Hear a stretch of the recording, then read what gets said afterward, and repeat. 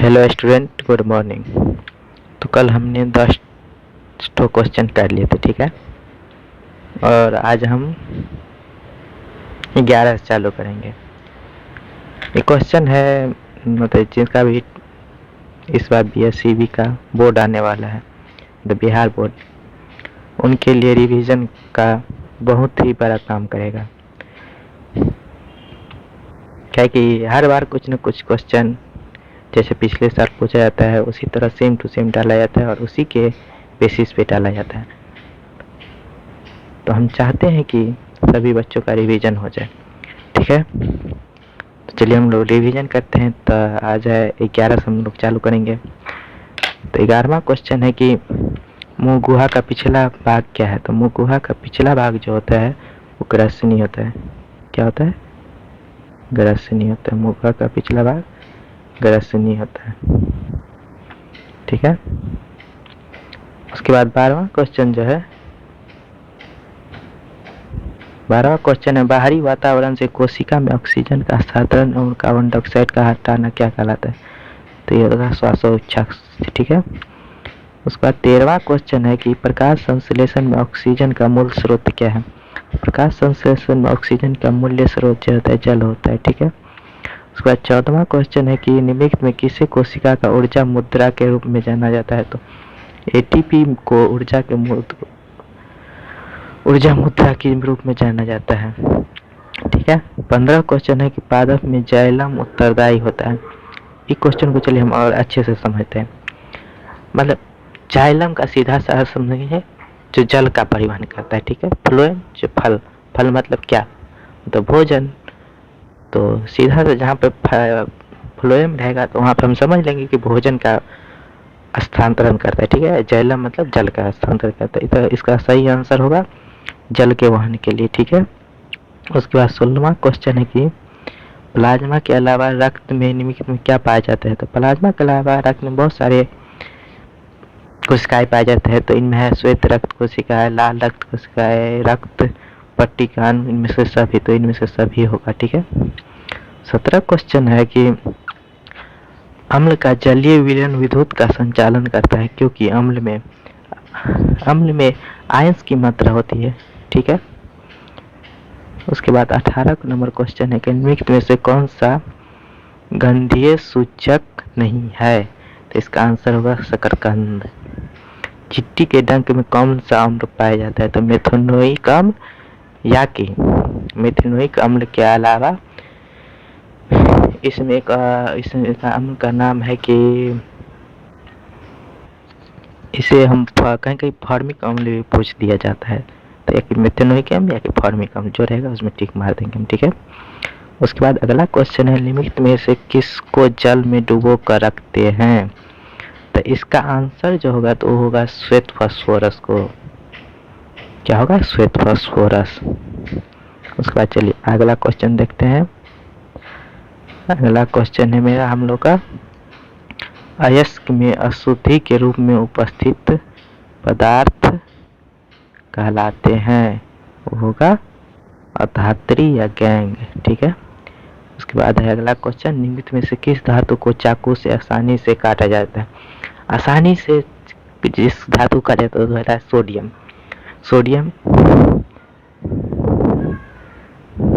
Sodium को आसानी से चाकू से काट दिया जाता है क्योंकि बहुत ही नरम होता है, ठीक है। उसका रासायनिक सूत्र होता है Na।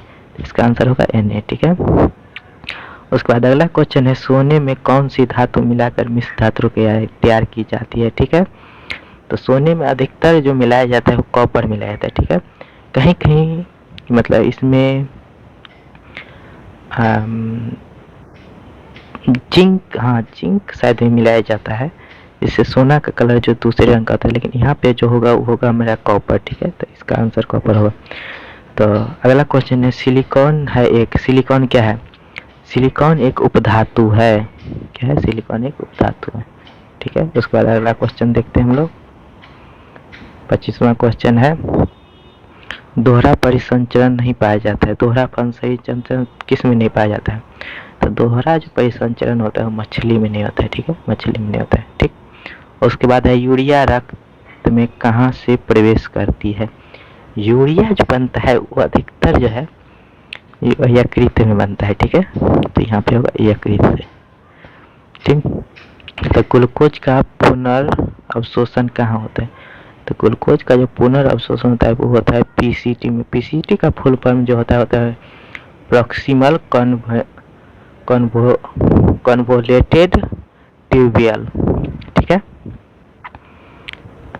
तो इसका आंसर ये होगा। चलिए अगला क्वेश्चन देखते हैं हम लोग। अगला क्वेश्चन है विभिन्न क्रियाओं के फलस्वरूप बने हानिकारक पदार्थों को शरीर से बाहर निकालने को क्या कहते हैं? तो ऑब्वियस सी बात है, जब हम शरीर से बाहर निकालते हैं उसे सर्जन कहते हैं, ठीक है। उसके बाद अगला क्वेश्चन है मेरज्जू के आघात से क्या हो सकता है? तो मेरज्जू के आघात से जो होता है वो होता है लकवा होता है। क्या होता है? लकवा होता है, ठीक है। अगला क्वेश्चन है मनुष्य के शरीर की सबसे बड़ी ग्रंथि, मनुष्य की सबसे बड़ी ग्रंथि लीवर होती है। लीवर को ही यकृत बोला जाता है, ठीक है। अगला क्वेश्चन देखते हैं हम लोग। पादप हार्मोन कहलाते हैं। पादप हार्मोन कौन कौन से होते हैं? तो पादप हार्मोन जो है फाइटो हार्मोन होता है, ठीक है। इसका आंसर फाइटो हार्मोन होगा, ठीक है। अगला क्वेश्चन है पतियों द्वारा कायिक प्रबंधन का उदाहरण है। तो कायिक प्रबंधन जो होता है वो होता है ब्रायोफाइलम में, ठीक है। उसके बाद है लेंस की फोकस दूरी f एवं क्षमता p है। तो इसका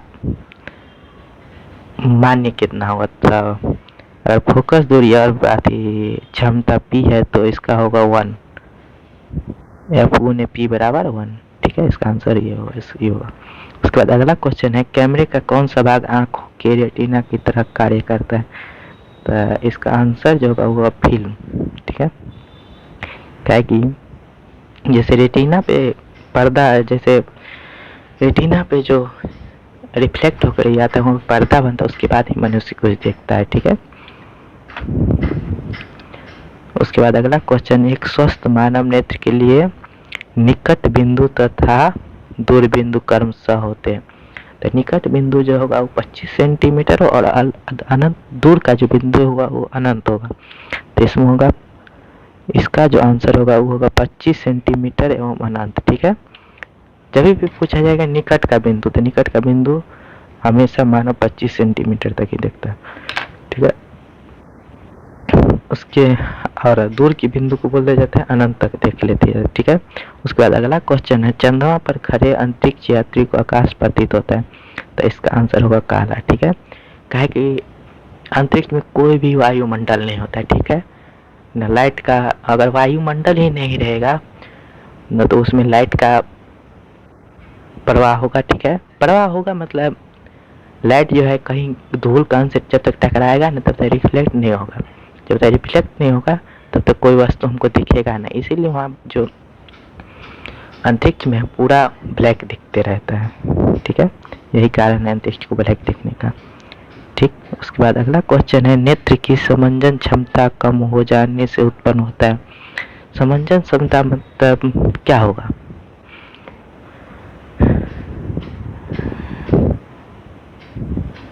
तो इसका आंसर जो होगा जरा दृष्टि दोष, हाँ जरा दृष्टि दोष इसका आंसर होगा, ठीक है। अगला क्वेश्चन देखते हैं किसी चालक की प्रतिरोधकता का मात्रक, प्रतिरोधकता का मात्रक ओम मीटर होता है, ठीक है। 1 जूल में कितनी कैलोरी होती है? 0.23। चलिए इस, ठीक है। अगला क्वेश्चन हम लोग देखते हैं 40 नंबर विद्युत बल्ब में फिलामेंट निम्नलिखित में किस धातु का बना होता है? तो फिलामेंट जो है टंगस्टन का बना होता है। कहे कि इसकी जो गलनांक क्षमता होती है बहुत ही अधिक होती है, ठीक है। किशोरावस्था में टंगस्टन का गलनांक क्षमता शायद 1000 डिग्री सेल्सियस होता है शायद। किशोरावस्था में होने वाले परिवर्तन को क्या कहते हैं? तो किशोरावस्था में जो भी परिवर्तन होता है उसे प्यूबर्टी बोला जाता है। क्या बोला जाता है? प्यूबर्टी, ठीक है। हम अगला क्वेश्चन हम देखते हैं निम्नलिखित में कौन परिवार नियोजन संसाधनों में प्रयुक्त एक प्रभावी उपाय है? निम्नलिखित में कौन परिवार नियोजन साधनों में प्रयुक्त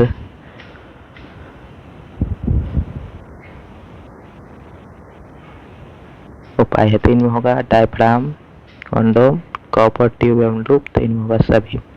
ठीक है, अगला क्वेश्चन है एटाविज्म का अर्थ क्या है। एटाविज्म का जो अर्थ है वो होगा संतति में जनकों के गुणों का आना, ये भी नहीं होगा। संतति में जनकों के गुणों का नहीं आना, ये भी नहीं होगा।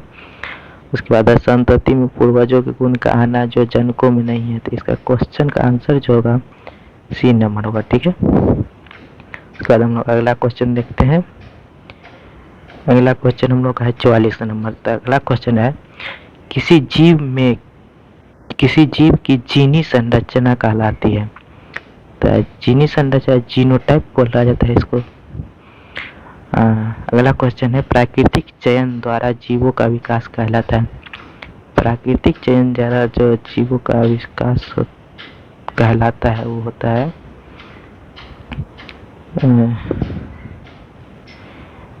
हाँ मेंडलवाद, लेकिन इसमें मेंडलवाद हुआ है लेकिन चार्ल्स डार्विन